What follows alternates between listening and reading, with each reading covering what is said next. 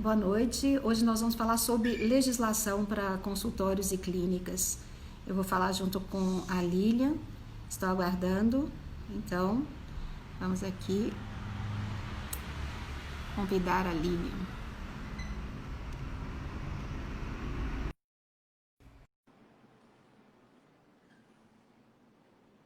Convidei já a Lília, ela vai entrar, que ela vai falar comigo, junto comigo, sobre legislação. Tudo bem, Lília? Boa noite. Boa noite, tudo bom? Deixa eu aumentar Eu vou meu... falar de novo o que eu falo para todo mundo aqui da equipe, né? Saudade de te ver de pertinho. Muita Muita, saudade. muita mesmo. Lilian, a nossa proposta aqui hoje, continuando com aquela nossa proposta de arquitetura estratégica, é explicar para o pessoal que vai trabalhar com o projeto de consultórios e clínicas ou para os próprios donos, né, os proprietários de consultórios e clínicas, qual é a importância da legislação. E não é a legislação, são as legislações, né? Então, Muitas. a Lilian, gente, ela trabalha na nossa equipe. A nossa equipe, como quem está acompanhando a gente já viu, cada um da equipe tem um perfil diferenciado. E o perfil, eu dei muita sorte com essa equipe que eu tenho. Aí eu não acredito muito em sorte. Eu acho que sorte é a gente estar preparado para perceber um profissional que tem uma característica que a gente precisa naquele momento, né, Lívia? E você me falou uma coisa muito diferente. Você falou, eu adoro trabalhar com normas. Isso é diferente para arquiteto, é diferente demais. Muito. Então, na nossa equipe tem, todo mundo ali sabe trabalhar com tudo que a gente faz, né? Porque a gente faz com muito carinho. Mas, para quem está acompanhando, viu que tem uma pessoa que gosta, que tem um perfil, faz muito bem feito a consultoria, porque ama isso e gosta de ir aprendendo mais a respeito, né? Tem a coordenadora que coordena uma equipe de maneira linda. Então, cada uma faz alguma coisa porque ama, né? De paixão. E você gosta das normas. Explica para a gente como que acontece isso, um arquiteto que gosta de normas. É engraçado, né? Eu lembro o primeiro dia que eu cheguei no escritório, você foi me apresentar para a equipe há 3 anos atrás, você falou assim, ela gosta de normas, ela gosta de legislação, então os projetos que envolvem prefeitura, ela vai ajudar. E eu lembro que todo mundo arregalou um olho para mim, tipo assim, quem quer CT aqui? E isso É acontece. muito atípico. E isso acontece em todo lugar que eu entro, assim, por mais que o arquiteto seja, por mais que seja necessário o arquiteto conhecer de normas, entender de muitas normas, né? Porque cada cidade é uma norma diferente, ainda tem as normas federais, então tem as leis, tem as portarias, tem, enfim, o que mais tem é norma para a gente seguir. Mas o arquiteto, de forma geral, ele tem dificuldade, porque muda todo dia, porque é muito detalhe, então, as pessoas não gostam, mas eu gosto de norma, assim, desde a faculdade. Né? É uma coisa que eu acho que serve para direcionar o projeto, que serve para o projeto ficar mais funcional. E mesmo quando as pessoas falam assim, é difícil aprovar projeto, é difícil seguir norma, eu não tenho essa dificuldade. Eu acho que a gente não tem essa dificuldade, né? Acho que seguir norma é o essencial e se você seguir a norma, o projeto vai funcionar e o projeto vai ser aprovado. E quem resolve trabalhar com a área que a gente trabalha, a área de saúde, se não gostar de normas, né, não vai ter jeito, porque para você fazer uma casa, você tem a norma da prefeitura, no mínimo. E para fazer uma clínica, um hospital, até um consultório, você tem outras várias normas que a gente até vai falar aqui agora. E o que me chama a atenção, uma coisa aí que você falou, eu acho bastante importante, que muitas pessoas ficam revoltadas com as normas, com as leis. Ah, porque, sabe, que coisa horrorosa. Então, eu moro na cobertura aqui do meu edifício, né, do meu prédio. E qual que é o meu sonho? É construir um andar a mais. Eu gostaria de pegar e subir aqui e construir mais um. E imagina se cada pessoa fizesse isso do que ela tem vontade de fazer.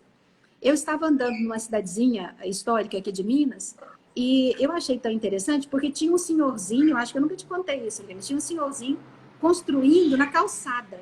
Ele estava fazendo, colocando tijolo na calçada. Eu falei, gente, que coisa estranha isso. E era calçada mesmo, ele estava fechando um pedaço da calçada em frente à casa dele.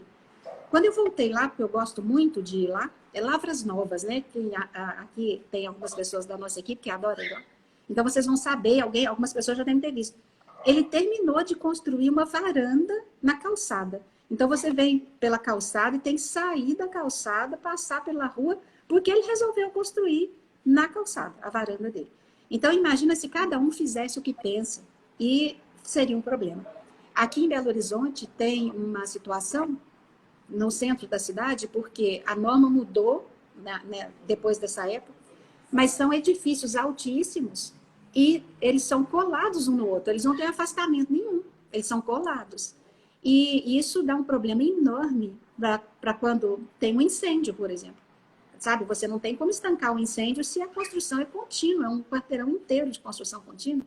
Então, a norma, ela também está aí para proteger os desavisados, né? Proteger a pessoa dela mesma, de fazer alguma coisa que não seria interessante para ela mesma. E tem um detalhe que vários clientes, né, perguntam para a gente, porque nós trabalhamos com consultórios e clínicas. Fazemos hospitais também, hospitais veterinários, clínicas de cirurgia plástica com centro cirúrgico. Nós não trabalhamos mais com hospitais de humanos, mas por uma questão de foco, que nós resolvemos focar de outra maneira. E muitas pessoas confundem, falam, então eu tenho que levar para aprovar na prefeitura, ou mas eu tenho que levar para aprovar na vigilância. Então eu queria que você explicasse a diferença e que para que ficasse claro o que é uma aprovação de prefeitura e o que é uma aprovação de vigilância. Uhum. Na verdade, na maioria das cidades são dois órgãos diferentes, né? Tem algumas cidades que é junto, mas de forma geral, quando você faz a aprovação na prefeitura, eles vão olhar alguns parâmetros e na vigilância vão olhar outros. Na prefeitura, o que acontece? Cada cidade tem um plano diretor. Esse plano diretor, ele vai definir o que você pode construir e o que você não pode. Geralmente existe no plano diretor um mapa de zoneamento. Então, os lotes são divididos por zonas na cidade. Você vai saber o que você pode fazer ou não a partir do zoneamento que o seu lote encontra. E é isso que a prefeitura vai analisar. Se o seu lote naquele zoneamento, com o que você está construindo, é permitido. O que esse zoneamento ele define? Ele define uma taxa de ocupação, né, que é o quanto você pode construir ali, que é o que você está falando, questão de afastamento. Então, qual afastamento que você vai ter do seu vizinho do lado, do outro lado, de trás, em relação à calçada, como esse caso que você falou, quanto você vai ter que afastar da calçada, precisa de taxa de permeabilidade no afastamento frontal. Então, número de vagas, né? Número de vagas. Número de vagas. O estacionamento pode ser no subsolo, tem como? Não tem como, então tem que ser no afastamento frontal, pode ser no afastamento frontal. Então, assim, tudo isso está definido ou na lei de uso e ocupação do solo, ou no plano de diretor, ou no código de obras, vai depender de cada cidade. Ou em todos isso existe para qualquer construção, independente de você ter um terreno, você vai construir alguma coisa ali, você tem que aprovar, passar pela prefeitura para ter a aprovação desse imóvel. Independente de ser uma casa, de ser uma loja, de ser um edifício de salas ou de ser uma clínica. Então, é uma aprovação da construção, né?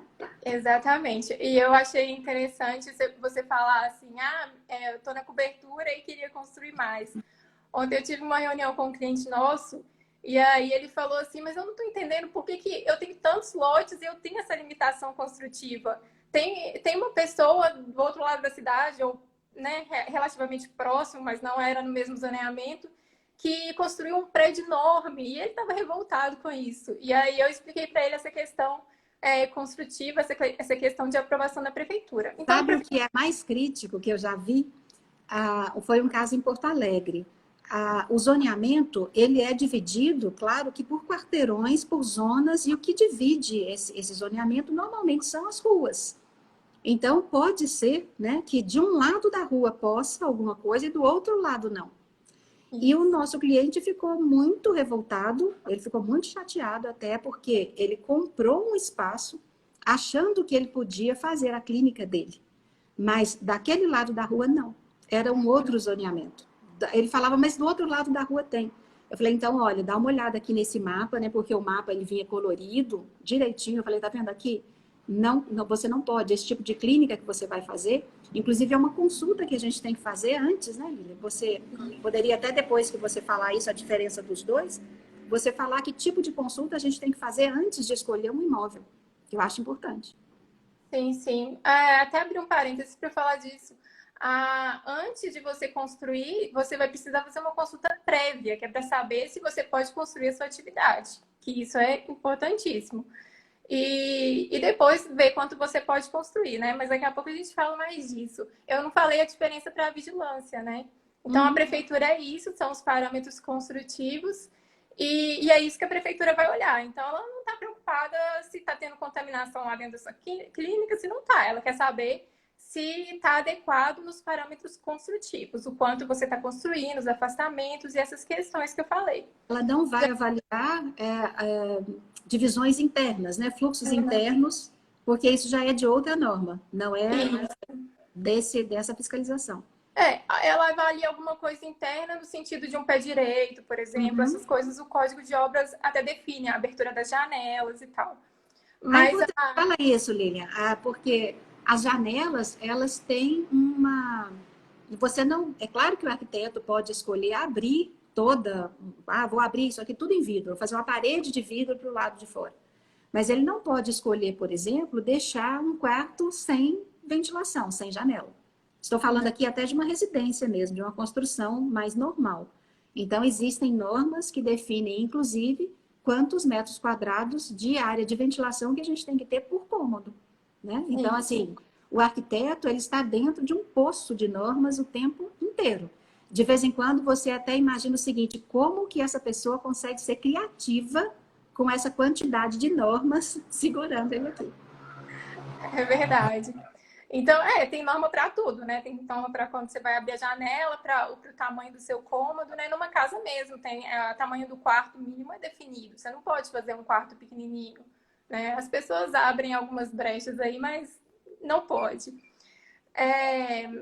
E aí, para a vigilância, a preocupação da vigilância é se está tendo contaminação ali. Então, o que ela define? Ela define os ambientes de uma forma que o fluxo não vai acontecer contaminação.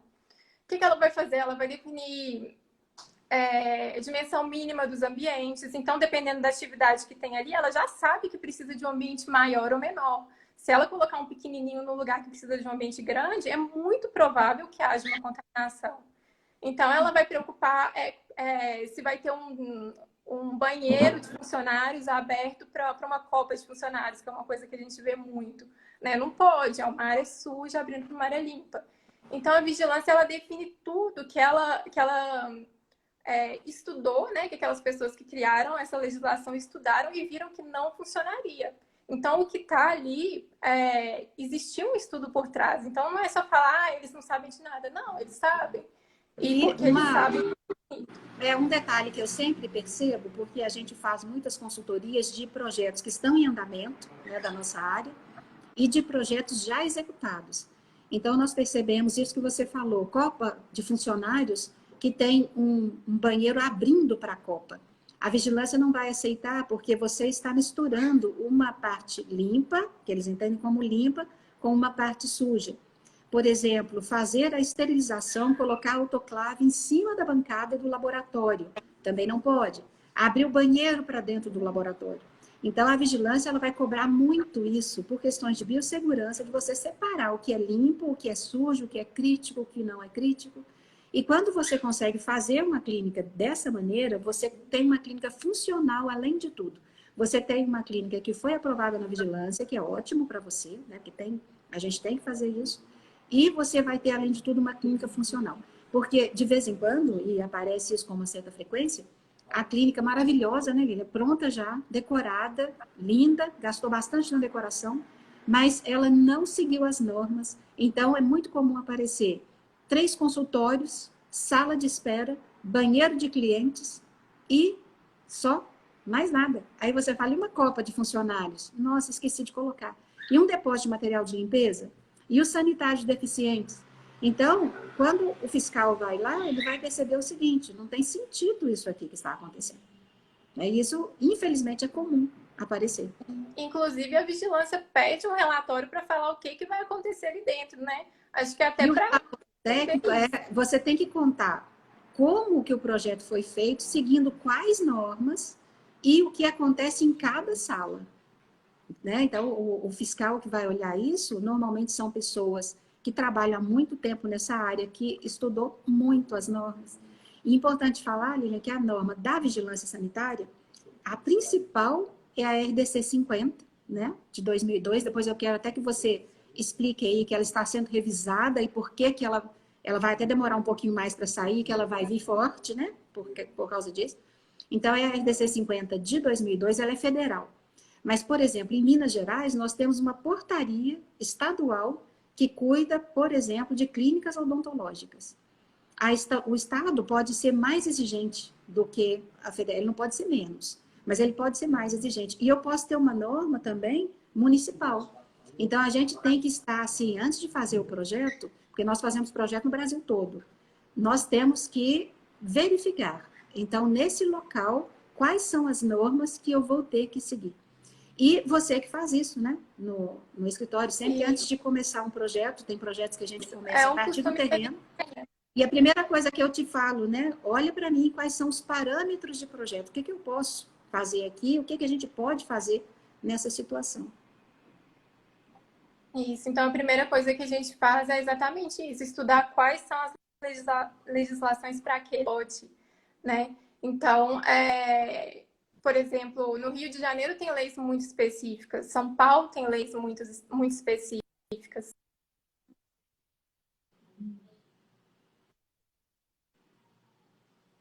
Tá travando aqui um pouquinho. Elas são fáceis de conseguir. Travou? Melhorou. Estava travando um pouquinho aqui para mim, acho que voltou. Mas agora parece que voltou ao normal. Tá. Oi? Tá voltando normal? Deu. Tá. Então, para mim aqui, acho que tá tudo ok. Mas essas normas, inclusive, né, tem algumas normas que pedem. Imagina, a gente faz projetos para o Brasil todo e são projetos parecidos, entre aspas, assim, na planta, clínicas de ortodontia. Então, a gente faz para vários lugares do Brasil. Aí você percebe que em um local do Brasil você pode seguir a RDC 50 e aí você consegue aprovar.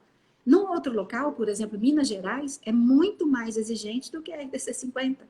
Então, no caso de uma franquia, né, o mesmo proprietário, se ele tem uma clínica em um estado e tem aqui em Minas, ele sente a diferença.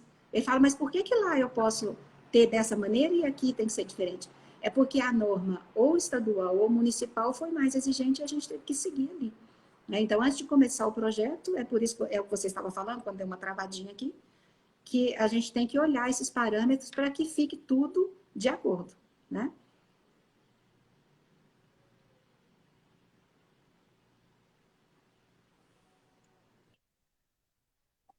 Isso. Então, antes de iniciar, são geralmente eles passam as federais e as estaduais que eles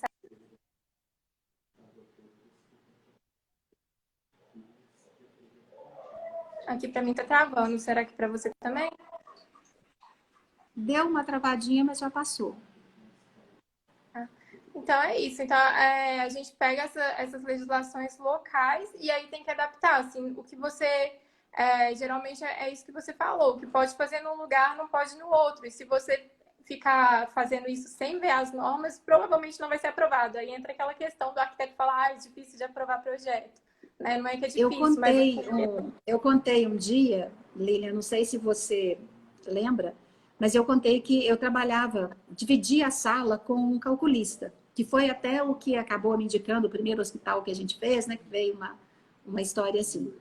E ele tinha lá um projeto para fazer o cálculo, e quando ele me mostrou, a planta baixa, todas as salas eram círculos. Era uma residência que a pessoa pediu que todas as salas fossem círculos. E eu fico pensando o seguinte, né? Isso não tem nada que proíba você fazer a casa em círculos. Mas eu fico imaginando assim, como não existe uma norma para dizer que o círculo não é o mais adequado, porque você não vai conseguir distribuir imóveis ali. Então, só a experiência para te dar uma noção de que isso não é bom. Então, eu acredito que a pessoa, dona daquela casa, que executou aquela casa, que no dia a dia foi colocar os móveis no local e percebeu que é difícil colocar móveis em salas circulares, a próxima casa que for fazer já não faz em círculo mais. Então, se existisse uma norma proibindo, ela tinha economizado dinheiro, sabe? Tinha economizado, porque com certeza aquilo ali vai ser problema daqui para frente. Então, eu queria até que você dissesse o que é que a gente tem que olhar, né, quando a gente vai procurar um local para colocar uma clínica, o que é que a gente tem que olhar, o que é que a gente tem que avaliar antes de falar, olha, ok, aqui está bom para você fazer. Porque de vez em quando a gente percebe que o terreno, o cliente gostaria que coubesse mais coisas, né, e não cabe. Sim, sim. Só uma coisa antes que você falou do círculo, eu lembrei de uma situação de vigilância que realmente não fala, né, qual que é, se pode círculo, se não pode, a experiência que mostra, mas também já vi clínica que o prédio pronto, que é o que a gente vai entrar para falar, ele tinha uma curvatura. E o que a vigilância questionou? Que o rodo ele não limpava, porque na hora que chegava naquele círculo, ele não conseguia limpar a curva, né? Então, foi um problema com a vigilância e precisou colocar uma parede de drywall ali reta. Então, essa é uma questão que... E ficam prédios bonitos, né? Mas eles não são funcionais para essas situações, principalmente para situações de clínicas, que você precisa aproveitar cada centímetro quadrado, porque, inclusive, o aluguel desses lugares, ou para comprar, é caro também, né?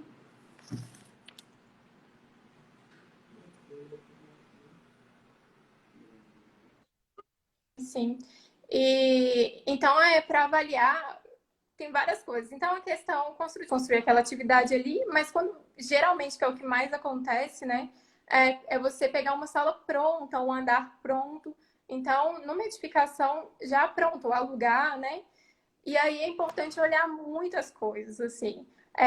Eu acho que a principal delas, que é a que a gente mais vê problemas quando chega para a gente, a pessoa já escolheu, não consultou antes, é questão de acessibilidade.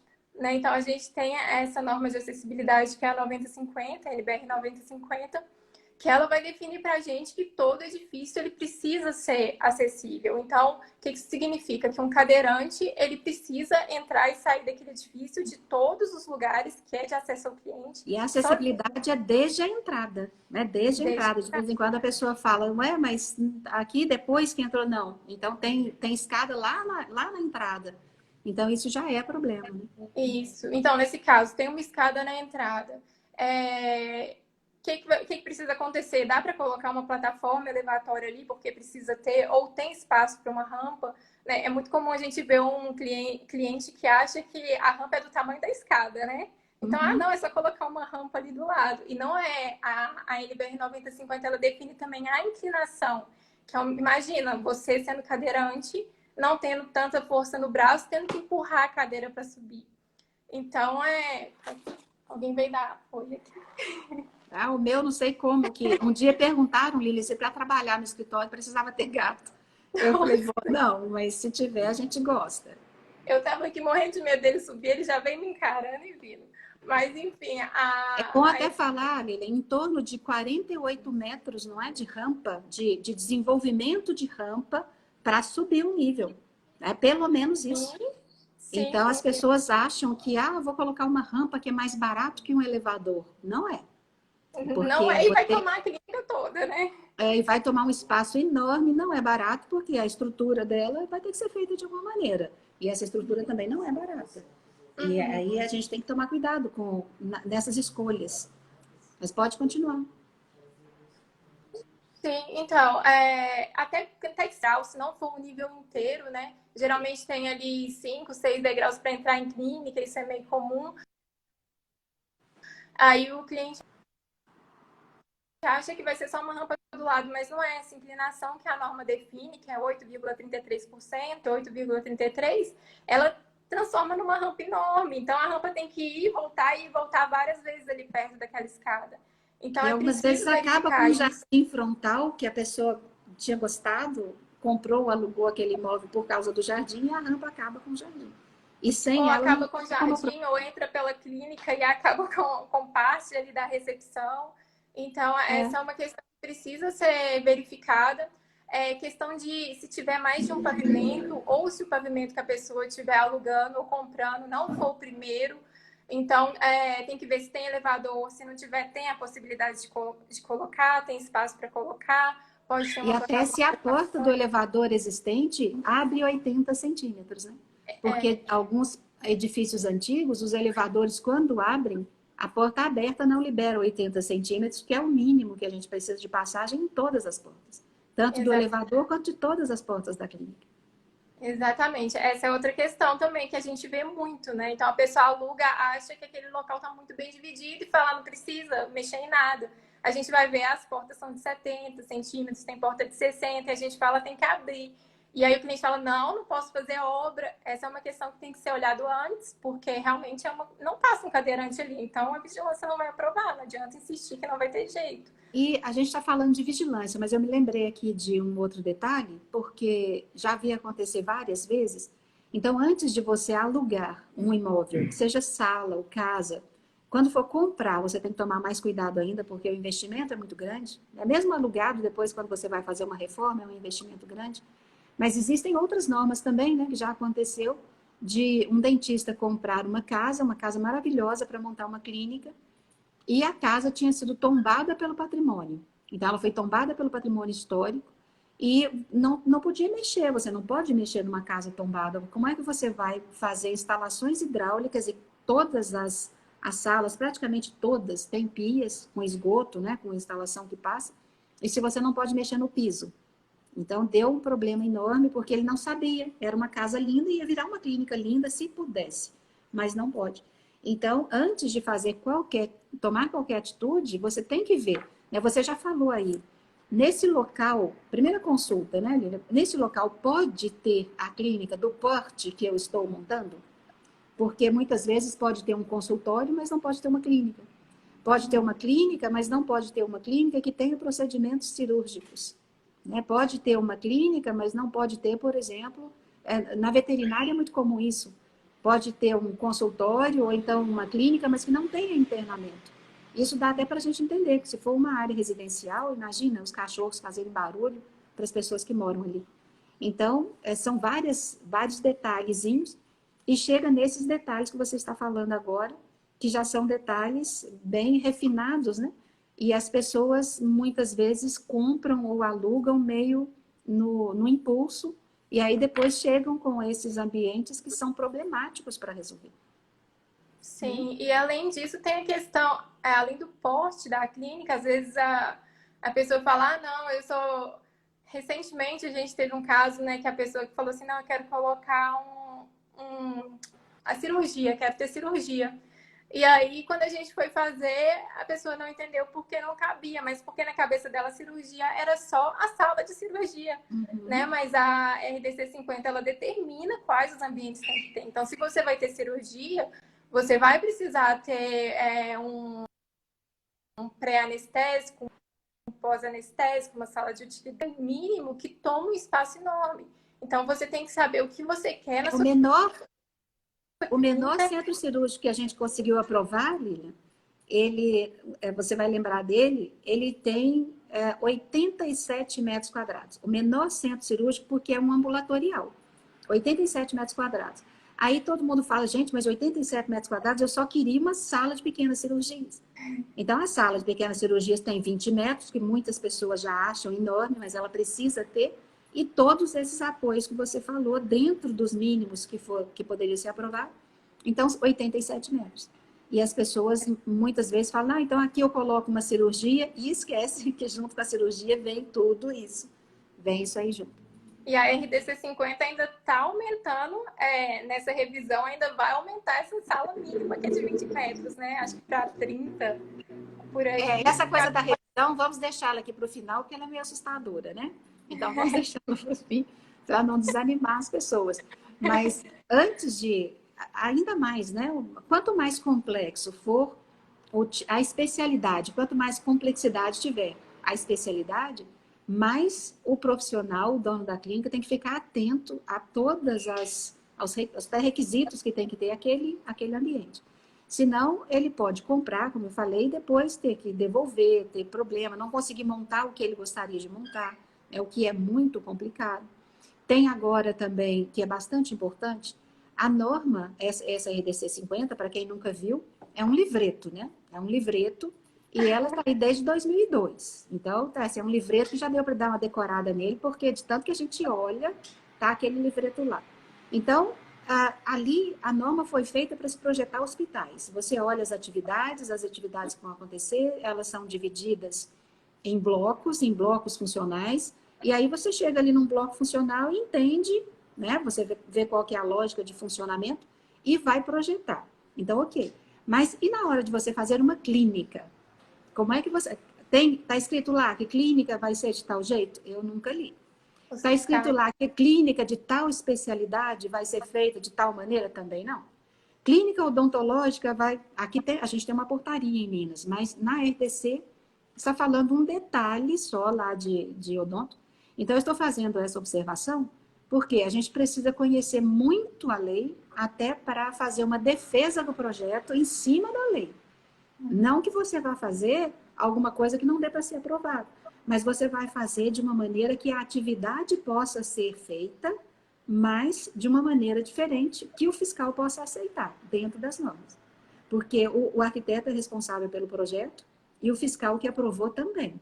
Então, nós assinamos ali embaixo, somos responsáveis, e aí o fiscal só vai aprovar se existe lógica, né? Por exemplo, o depósito de material de limpeza, Lilian. Ele não tem lá na RDC 50 2 metros quadrados, 2 por 1? Não é isso que é falado lá? E isso é para um pavimento de um hospital, não é? Quando a gente vai fazer uma clínica, você vai fazer uma clínica odontológica menor, pequena, tem 2 consultórios. O que a gente já conseguiu aprovar? Você pode ter um armário de material de limpeza e você pode ter uma duchinha, uma torneira baixa no sanitário de funcionários para você lavar o pano de chão em um balde e descartar a água suja no vaso sanitário. Porque ele não pode ser lavado em uma pia limpa. Não posso lavar na pia dos funcionários, nem na pia do banheiro dos clientes, muito menos na pia da copa, que de vez em quando essas coisas acontecem. Mas então, aí fala, mas onde está o depósito de material de limpeza? Ele não existe exatamente como figurinha de livro que está na norma. Mas a atividade, onde guarda o rodo, onde guarda tudo, onde tudo acontece, foi resolvida. Então, pode ser, sim, que o fiscal aceite dessa maneira, e a gente já aprovou dessa maneira. Então, você tem que conhecer a norma até para defender o projeto que você está fazendo. Eu falo defender porque é uma defesa mesmo, né? O próprio memorial é uma defesa de projeto. É assim, olha, ele foi feito seguindo tais normas, e eu peço que você considere, né? Não vamos fazer de conta que o fiscal não viu, que não existe um depósito de material de limpeza, a primeira coisa que ele vai ver, né? Então, você já fala, eu peço que seja considerado esta possibilidade. E quem vai falar para a gente se vai ser aceito ou não é ele, porque ele também é responsável pelo projeto, né? Sim, sim. E além dessa questão da clínica ser menor e não ter uma legislação para ela, ainda, sim, essa questão é importante e aí você coloca no relatório técnico, né? O relatório técnico é justamente para isso, você explicar. E tem uma questão que a gente estava conversando até com um cliente nosso recentemente, que a RDC ela é de 2002, então a medicina evolui muito rápido. Então, de 2002 para cá, tem especialidades que a RDC não cita. Então, não tem problema essas coisas acontecerem, desde que seja muito bem explicado. Então, assim, você vai tirar como base na RDC 50 e nas demais normas, mas você vai explicar o que é o procedimento ali, que ele funciona com segurança. Então, não tem problema, mas até por isso é importantíssimo conhecer as normas, porque se você não conhecer as normas e não conhecer os procedimentos, você não consegue fazer essa defesa do seu projeto. Né? Essa é aí que entra a necessidade do arquiteto ser especialista na área da saúde, porque ele porque senão o projeto vai voltar com um parecer 1, parecer 2, parecer 3, porque o pessoal da vigilância, eles não têm tempo mais, né? Eu dei muita sorte lá no início, quando puderam me atender a cada 15 dias para me ajudar a fazer um hospital, como eu contei na história, né? E aprendi muito com isso. Mas agora eles não têm tempo mais, o mundo está muito diferente, está muito rápido, muita gente com o projeto, eles vão te mandar um parecer falando, não foi aprovado por isso, isso, isso. Você vai cumprir com todos aqueles detalhes, mas tem lá no final do parecer que outros itens podem ser levantados até que o projeto seja totalmente aprovado. Então, é bom que conhecer as normas todas e também conhecer essas maneiras de você tentar possibilidades que aquelas atividades possam ser feitas e conversar com o fiscal, né, tentar ajustar isso para que a atividade possa ser feita de uma maneira que atenda à clínica que tem um porte menor. E um detalhe que eu queria que você falasse, Lilian, que também as pessoas ficam bastante em dúvida, os nossos clientes, é a diferença entre pessoa física e pessoa jurídica. Que é a pessoa física, o que acontece lá com o projeto, né, da aprovação, e a pessoa jurídica. Você pode falar aí um pouquinho da vigilância sanitária? Porque Sim, ali no sim. início É, da... Pode falar. Porque está dando uma travadinha aqui. É que no início deu uma o travadinha. vídeo Então, travou. no início do RDC, tem uma observação, e isso é uma deliberação que eles podem mudar, né? Podem mudar, de que a pessoa jurídica tem obrigatoriedade de mandar o projeto para ser avaliado pela vigilância sanitária antes da execução. Que deu uma travadinha aqui, eu não sei se você Voltou estava agora. falando. Eu estava ouvindo, agora que voltou. Então, aí pode falar. E foi isso que eu te perguntei. A diferença entre pessoa física e pessoa jurídica para aprovação da vigilância sanitária. Tá. É, geralmente a maioria das vigilâncias, né, elas nem aprovam como pessoa física, né? A maioria delas aprova só como pessoa jurídica. Então aí é essa questão que a gente também estava conversando recentemente, que a diferença de clínicas e consultórios, né? Então, um consultório é comum. Na verdade, hoje em dia, tem algumas vigilâncias que nem estão fazendo aprovações mais de pessoa física e, dependendo do porte, nem está precisando de aprovação. Por mais que seja necessário ter um projeto, esse projeto E está seguir ali, as normas, né? Que seguindo seja as normas, necessário. Isso. mas não existe uma aprovação daquele projeto, dependendo do porte, né? No Rio de Janeiro mesmo já não tem mais aprovação de projeto da grande maioria. Aqui em Minas também tem a divisão entre A e B, tem alguns que não tem. Então, assim, geralmente quando é um consultório, uma coisa pequena, em muitas cidades não tem aprovação. E aí, quando é uma clínica, é necessário que tenha um CNPJ e a aprovação é feita com o CNPJ da clínica. E eu acho até mais preocupante quando você não tem que fazer essa aprovação antes, porque eu ficaria muito insegura se eu fosse a proprietária da clínica. E imagina, você faz uma clínica grande, um projeto está ali, e não tem a aprovação antes de executar. Porque em São Paulo também, né? Em São Paulo, muitas clínicas, deve ser até pelo porte da cidade, muitas clínicas, elas são executadas e depois elas são avaliadas pela fiscalização. Então, eu acredito que estas, mais importante ainda, que se conheça as normas para fazer tudo ok. Porque o fiscal, quando ele chega, ele vai falar, não, essa porta não poderia estar aberta aqui, ela tinha que estar aberta ali. E aí já tem uma parede levantada, né? Isso quando não fala, olha, essa parede não podia existir aqui, esse espaço não podia existir aqui. Então, eu prefiro que a vigilância até olhe antes. Mas em algumas cidades realmente não tem, né? Não tem essa necessidade. Mas quando Geralmente a gente até aconselha que leve até lá para ele olhar mesmo que não exista uma aprovação, né? tem, a gente tenta sempre, né? Tenta sempre porque muitas vezes, como a norma foi feita para hospitais, a gente tem que fazer uma interpretação dela para colocar na clínica. E essa interpretação, ela precisa bater com a interpretação que o fiscal local faz. Então, é por isso que a gente sempre orienta, faça uma consulta, mesmo que seja uma consulta informal, para você perceber, né, se o fiscal vai aceitar desta maneira que está sendo proposto. Porque se estivesse tudo descrito na norma, bastava a gente seguir, né? Porque a norma, ela facilita bastante, você faz tudo. E, de vez em quando, o que acontece muitas vezes é que os profissionais acabam procurando espaços que são menores do que os que seriam adequados para eles colocarem as clínicas. Então, a gente tem até um serviço no escritório que mais pessoas falam, poxa, mas você faz esse serviço de maneira gratuita? Eu falei, claro, por quê? Não é para ser boazinha, é porque na hora de fazer o projeto, facilita a vida da gente.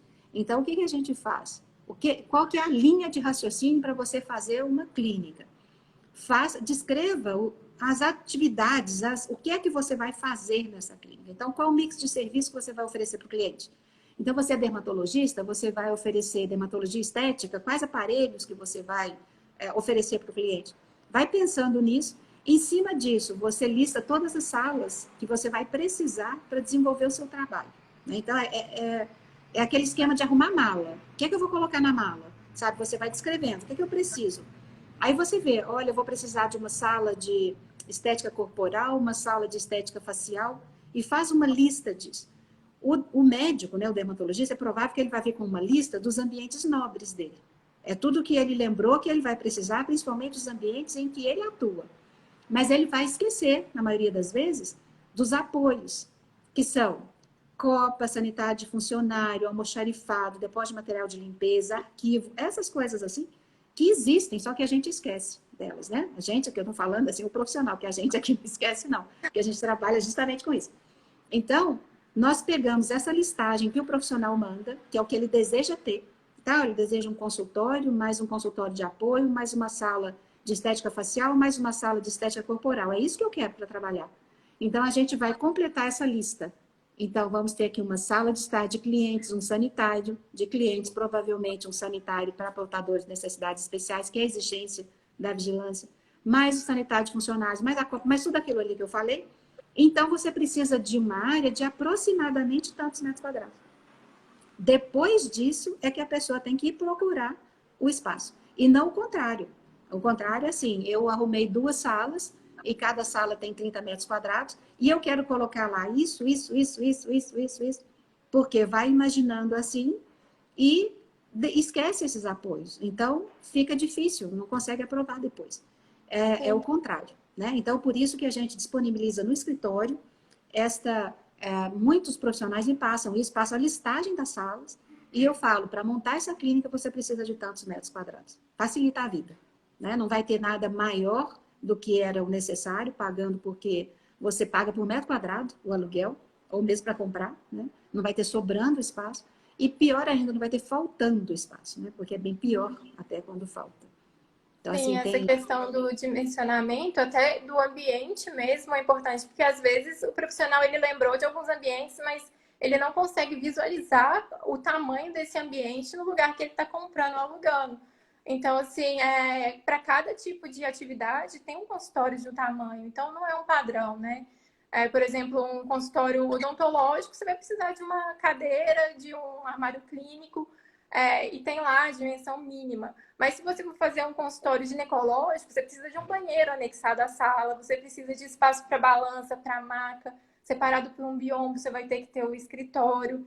Então, assim, a norma ela fala do consultório diferenciado e o indiferenciado, né? O indiferenciado tem um padrão, mas o diferenciado ele é muito específico e dependendo da oftalmologia, que é uma coisa que precisa de uma área grande, tem uma distância mínima para fazer os exames.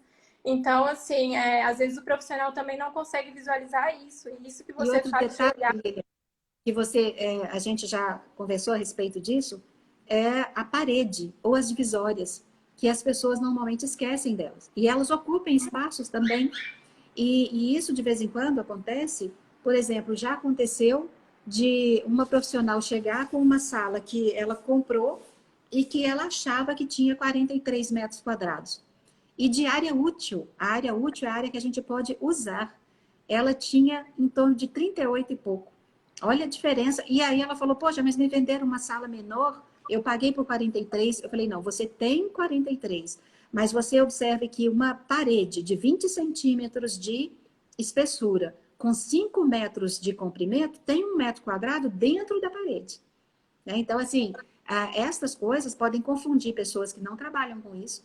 E de vez em quando você fala assim, aqui eu vou colocar um consultório, aqui eu vou colocar meu escritório, aqui eu vou colocar isso. Na hora que você vai colocando espessuras divisórias, você começa a perceber que não vai caber, não. Então, começou a apertar. E isso é um erro lá do início da arquitetura. Você lembra disso? Que as pessoas vão trabalhar, falam, nossa, fiz um croquis lindo aqui de uma planta, isso lá no início da arquitetura, quando a gente está começando, né? Não começando a trabalhar, começando a escola. Aí você fala, fiz um croquis lindo. Na hora que você vai passar limpo, o que acontece? Não cabe nada, porque as pessoas fizeram uma linha só para a parede, e parede não tem 1 centímetro, ela costuma ter um pouquinho mais que isso, né? Pelo menos 7, 10, 15 e por aí vai. Então, essas avaliações é importante que seja feita por um profissional da área e que possa ajudar antes da pessoa adquirir um imóvel. Então, eu queria até aqui perguntar quais que são as normas específicas da área de saúde. Então, o que a gente quais são as normas que a gente convive com elas todos os dias, porque nós escolhemos uma área que, além de todas as outras normas que os arquitetos convivem, né, nós convivemos com várias outras. Aí eu queria que você desse alguns exemplos.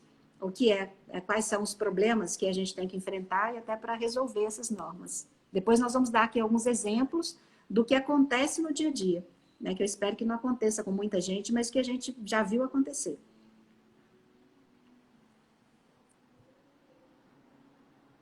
Eu não entendi. Quais são as normas da área da saúde? Deu uma travada aqui. É porque eu falei que a gente trabalha, além das normas que os arquitetos trabalham, normal, né? Todo arquiteto trabalha, para fazer casa, para fazer edifício, dessas normas que você citou, as normas da vigilância sanitária, a gente tem que ter essas normas também. Essas especiais, que são da nossa área, vamos citar algumas, né? Algumas normas para que as pessoas percebam o que é, né? Então, por exemplo, nós falamos aqui de consultório odontológico, que o consultório odontológico, uma sala clínica, tem que ter no mínimo 9 metros quadrados. Né? Então, assim, posso fazer menor? Olha, pode, com 5% de tolerância, se o fiscal liberar, pode ser. Aí você chega em 8,55, mas você depende da liberação do fiscal. Se você não quiser depender dessa liberação, se você quiser acreditar, olha, o meu está ok, 9 metros quadrados. Então, assim, quer citar algumas coisas dessas que a gente vai decorando ao longo do tempo? Só para as pessoas perceberem que estamos presas, assim, em detalhes que não podemos fugir deles, senão a gente não vai conseguir a aprovação? Tá. Na verdade, sim, são muitas normas, né? Na área da saúde vai ter a RDC 50, vai ter um RDC para raio-x, vai ter uma RDC para obstetrícia, ginecologia, vai ter uma RDC para urologia. Então, assim, as normas são muitas e cada uma delas define essas questões. Então, dimensionamento mínimo, que é o que você falou, por exemplo, do consultório, que vai ter lá 9 metros quadrados.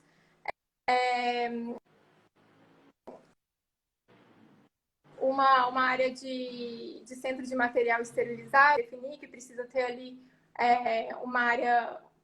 Se for cirurgia, é permitido que seja. E permitir que você tenha a área de lavagem e a área de esterilização no mesmo ambiente, sendo separado por bancadas, com autoclave.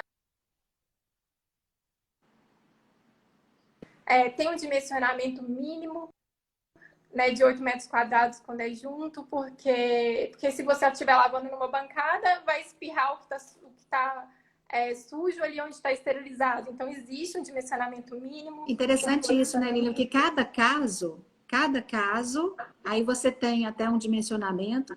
No caso aí da odontologia, dependendo do tamanho do consultório, você pode ter a esterilização dentro do próprio consultório, desde que você some 2 metros quadrados. Não é? Aí a pessoa fala, então eu tenho um de 9, vou colocar a esterilização aqui dentro. Não, então não pode ser de 9 mais, ele tem que ter 11. Porque a norma fala, você tenha também 2 pias, né? Uma para lavar as o mãos, material. Então, sempre tem um detalhezinho, né? Aí o pessoal, mas isso é cheio de rodapé. Eu falei, não, não é rodapé, ela está no texto mesmo. Então, você tem que... E uma coisa que as pessoas acham super estranho é a porta do sanitário abrindo no sentido da fuga. Você quer explicar isso também? Que é uma coisa que as pessoas acham esquisito, falam, olha, vocês colocaram aqui errado, a porta está abrindo para o lado de fora. Uhum. Não, essa é uma questão importantíssima na área da saúde, né? Porque, teoricamente, quase sempre, você tem pessoas doentes com algum problema de saúde. Então, se alguma coisa acontecer ali dentro, a pessoa desmaiar, precisa ter como tirar essa pessoa. Então, a porta ela precisa abrir para o lado de fora, né? Para você conseguir tirar aquela porta. Até portas de correr, que é uma coisa que a norma não cita, mas que a gente já teve experiências de conversa com fiscais. E eles orientam a correr por fora pelo mesmo motivo. Então, todas as portas de sanitários de área da saúde, elas precisam realmente abrir para fora. As pessoas não gostam porque é uma porta grande, ela abre para fora, ela toma um espaço. Fica estranha, né? Tem que ser grande. Mas eu acho que deveria ser assim, não só na área de saúde, mas deveria ser assim, exigido em todos os lugares, inclusive em residências. Porque pode acontecer em qualquer local. Com certeza. É um problema, porque se a pessoa desmaia ali dentro e você não consegue abrir a porta, normalmente quando a gente fala o motivo, né, Lília, que é porque a pessoa pode desmaiar, pode sentir mal, pode cair e precisar de ajuda, a maioria das pessoas fala, mas eu tenho aquela chave que abre por fora, tem aquela chave que... Não é questão da chave, E se a né? Não pessoa é tiver caída ali encostada na porta, você vai encostada na porta. Olha, aconteceu uma aprovação super diferente na vigilância, eu não sei se eu cheguei a comentar com você, a porta abria para dentro, foi aprovada na vigilância, mas com um detalhamento. O detalhamento, a porta ela tinha tipo um almofadado, né, que é aquele detalhe da porta, que você conseguia tirar a parte central da porta. Você tirava o detalhe e tirava a parte central da porta. Eu achei bem interessante porque o fiscal mostrou que você não precisa seguir exatamente o que está escrito ali. Você tem que dar uma solução para o problema que existe. Então, assim, se você consegue desmontar a porta de uma maneira fácil para entrar, então ok, né? Não é questão de não tem que ser de tal maneira. Então, é por isso que você falou, né? As pessoas pensaram e fizeram soluções para facilitar a vida de todo mundo ali dentro. É exatamente isso que a gente falou no início. Assim, a norma, ela estudou como o fluxo acontece da forma correta, como os procedimentos acontecem da forma correta, e ela solucionou isso para a gente ali. Mas se a gente tem uma forma de solucionar e consegue explicar isso, né, que aí vem a experiência e o trabalho com a área da saúde há muito tempo, aí entra essa conversa com o fiscal que quase sempre a gente percebe que é possível, sim. Né? Se houver uma justificativa plausível, quase sempre é possível. O que não tem jeito é você inventar uma coisa da sua cabeça e aquilo não está resolvido. O fiscal vai pegar o projeto, por exemplo, essa porta, coloca ali, mas não coloca o detalhamento. O fiscal vai olhar e vai falar, está errado. Né? Mas se tem o detalhamento ali, se no relatório está explicando, aí é uma possibilidade. E o que eu percebo com esse tempo todo que a gente trabalha nessa área, né? A gente trabalha desde 95 exclusivamente nessa área, que quanto mais uma pessoa está revoltada com o fiscal, tipo, porque isso, porque aquilo, é porque não conhece exatamente as normas e, na maioria das vezes, o fiscal tem razão. Ele tem razão do que ele está pedindo, porque a norma está ali, ele tem que seguir. Então, o que a gente tem que fazer é o seguinte, conhecer também profundamente para você ter uma conversa de igual para igual e poder resolver da melhor maneira que resolva a vida do nosso cliente. Né? Porque você discutir com o fiscal não adianta nada, até porque a maioria das vezes ele sabe mesmo, ele sabe o que ele está pedindo, ele conhece, ele tem a norma ali, ele conhece.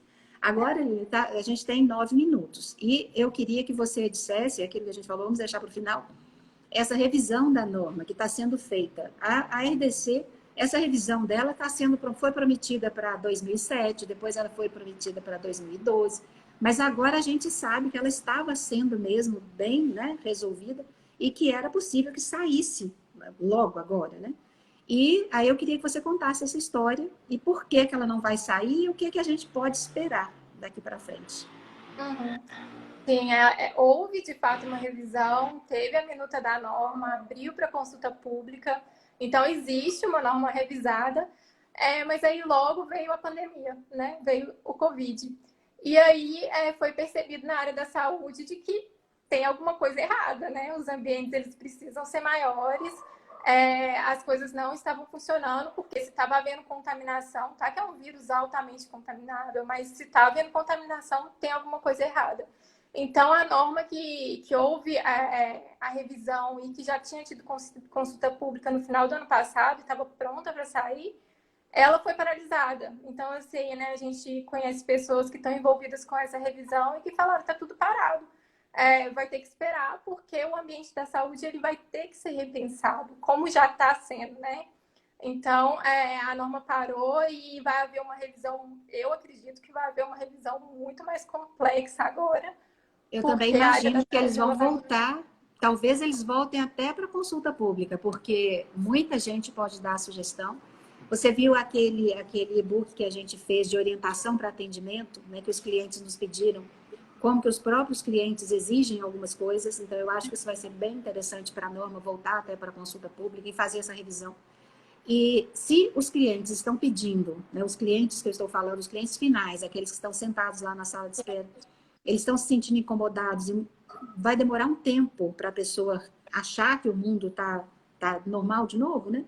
Então, eu acredito que isso vai vir bem crítico, de uma maneira assim, vai precisar de mais espaço, vai precisar de mais área, então a gente vai ter que aprender uma norma nova, vai ter que conviver com uma norma nova, né? E um detalhe que está me chamando bastante a atenção é que a arquitetura de saúde, né, a arquitetura hospitalar, que ela sempre foi de um nicho específico. De um nicho específico, por exemplo, o que é um centro cirúrgico? O centro cirúrgico é um espaço que você quer manter limpo a qualquer custo. Você quer manter aquilo ali limpo para não existir nenhuma contaminação. Então, é mais ou menos o seguinte, olha, se existir alguma coisa, é dessa porta para fora. Daqui para dentro, nada. E olha, a casa da gente virou isso, sabe? A casa da gente virou. Então, tem aquele e-book, que depois eu queria que você falasse, que foi da Associação Brasileira, né, de Arquitetura Hospitalar, de orientação de como você deixar o sapato do lado de fora, criar uma área de transição. Olha isso. Então, o que eu percebi é que a arquitetura hospitalar agora ela vai ser necessária para tudo. Para tudo. Não tem mais como fazer loja sem ter um conhecimento de arquitetura hospitalar. Não tem mais como fazer restaurante sem ter conhecimento de arquitetura hospitalar. Vai ter que existir. Então, se o arquiteto que faz restaurante ele não tem esse conhecimento, é bem provável que ele precise da consultoria de algum que tem. Porque o mundo está bem diferente. E quem conhece essa história, né, até para a gente é uma coisa mais normal, você fala, não, então, ok, então tem que separar aqui, vamos fazer. E é esse raciocínio de uma das áreas mais difíceis de projetar, que é o centro cirúrgico, que acabou, sabe, está disseminado. Não sei se você concorda, porque a gente não chegou a conversar ainda, né, a respeito disso. Mas eu acho que vai acontecer alguma coisa nesse estilo aí também. Além da própria RDC, que vai ser revista para a área de saúde, eu acredito que vai ter essa questão de necessidade de apoio da arquitetura hospitalar para outros tipos de projeto. Sim, eu achei interessante dessa cartilha que você citou, do EBSER, né? Que a gente vê que a forma de fazer arquitetura residencial mudou, né? Então, quem dirá da arquitetura hospitalar? Então, assim, o arquiteto que não trabalha com arquitetura hospitalar, ele vai ter que rever os conceitos dele também. Hoje, Sim. se eu for construir uma casa para mim, eu com certeza vou colocar um hall na entrada para colocar meu sapato lá. Eu acho que eu pensei nisso, fazer. aí você já pensa no hall, o que você vai colocar, onde que você vai colocar o sapato. E não era isso da nossa cultura. E eu estava conversando com um amigo que conhece pessoas em vários locais do mundo, e ele estava me falando a respeito do restaurante de comida Aquilo, que ele ouviu, que aí veio de vários lugares, que ao invés de ter a comida que você vai servir, serão potinhos, que já está funcionando assim em alguns lugares, então potinhos com pequenas porções, que você pega, então eu quero mais arroz, eu pego 2, 3 porções de arroz, mais potinhos, que a pessoa pode pegar para servir o potinho, né, para colocar no prato dela, e que depois ela esquenta no micro-ondas. Aí eu falei, bom, tem um erro aí. Para quem trabalha com isso, se você for pensar, o que resolve o potinho? Sabe? A comida está lá dentro do potinho, mas e o resto? Né? Como é que pegou o potinho? Quem que segurou? Porque você começa a ficar uma coisa meio paranoia, assim, né? Como é que abriu o micro-ondas? E depois da história, pôs no prato, esquentou, sentou onde? Numa mesa com um cone do silêncio, né? Aquele cone assim para te proteger. Então, isso vai ter que ser repensado. Não é uma coisa simplista que vai lá, então assim resolve, né? Ou o mundo volta ao normal, ou a gente vai ter que revisar tudo isso aí, e cada pequeno pedaço vai ser um micro centro cirúrgico. A gente já está acabando, tem 1 minuto aqui, vou deixar você para suas considerações finais. Não, acho que o importante é a gente ver isso mesmo, que a forma de viver mudou, né? A sociedade mudou. Então, a forma de você almoçar fora mudou, a forma de você... Meu pai estava citando esses dias, soprar um bolo no aniversário, isso não vai acontecer mais, assim. Então, as pessoas estão desesperadas por segurança. Quem dirá no ambiente hospitalar? Então, as normas, mais do que nunca...